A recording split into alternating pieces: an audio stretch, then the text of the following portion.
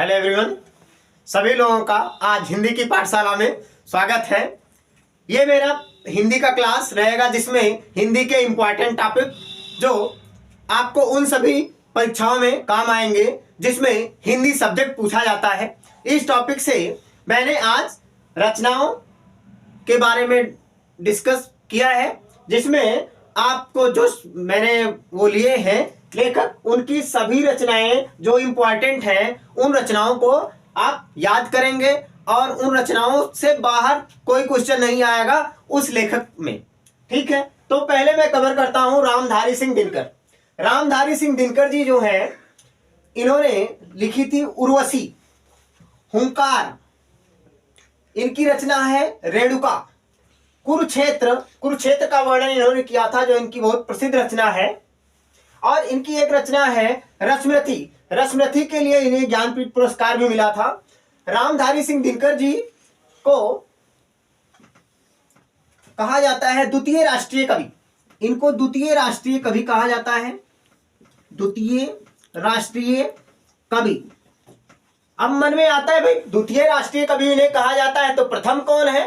तो प्रथम राष्ट्रीय कवि कौन है? मैथिली शरण गुप्त जी हैं। इनको कहा जाता है द्वितीय राष्ट्रीय कवि। इनकी अगली रचनाएं जो है, ये है संस्कृत के 4 अध्याय। ये वाला ट्रेंडिंग लेवल का क्वेश्चन होता है जो हर एक एग्जाम में आने वाला है। संस्कृत के 4 अध्याय। अगली इनकी है परशुराम की प्रतिज्ञा, इन्होंने ही लिखा था। रेती के फूल, इन्होंने ही लिखा था। और रश्मिरथी।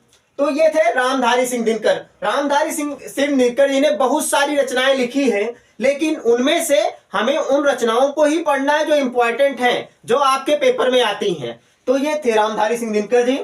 अगले लेखक को जो मैंने लिया है, ये है जयशंकर प्रसाद जी। जयशंकर प्रसाद जी छायावादी कवि हैं और इन्होंने जो रचनाएं लिखी हैं उनमें आपका है तितली और कंकाल, चंद्रगुप्त, स्कंदगुप्त, अजातशत्रु।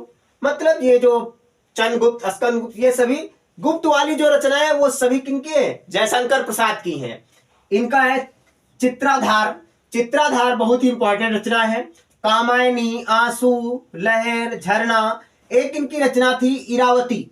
इरावती रचना जो है, इरावती रचना जयशंकर प्रसाद की है और ये अपूर्ण है, पूरी नहीं हुई थी। उसके बाद नेक्स्ट जो है वो है रामचंद्र शुक्ल जी। रामचंद्र शुक्ल जी की जो रचनाएं हैं, इसमें सबसे इंपॉर्टेंट आपकी है रस मीमांसा। बहुत सारे एग्जाम में ये वाली रचना पूछी गई है, रस मीमांसा, जायसी ग्रंथावली और त्रिवेणी। ये सिर्फ 3 रचनाएं, मैं आपको सिर्फ 4-5 रचनाएं बता रहा हूं, उससे ज्यादा नहीं, लेकिन वही रचनाएं आपके पेपर में पूछी जाएंगी। सूर्यकांत त्रिपाठी निराला, निराला जी की रचनाएं। निराला जी को कहा जाता है महाप्राण, साहित्य के महाप्राण के नाम से जाने जाने वाले क्रांतिकारी कवि निराला जी। और इनकी रचनाएं कौन कौन सी हैं? इनकी रचनाएं अनामिका और परिमल। नेक्स्ट कुकुरमुत्ता, किसकी रचना है? ये निराला जी की रचनाएं। राम की शक्ति, राम की शक्ति पूजा किसकी रचना है? निराला जी की है। नए पत्ते, नए पत्ते किसकी रचना है? निराला जी की है। जूही कीली, ये रचना किसकी है? निराला जी की है। आराधना और सरोज स्मृति। चलिए, और नेक्स्ट कवि जो है उनके बारे में आप लोगों को दूसरी क्लास में बताएंगे। आप इन रचनाओं को याद करें और इसी तरीके से वीडियो पाने के लिए आप हमारे चैनल पे अगर नए हैं तो सब्सक्राइब कर लें। Thank you.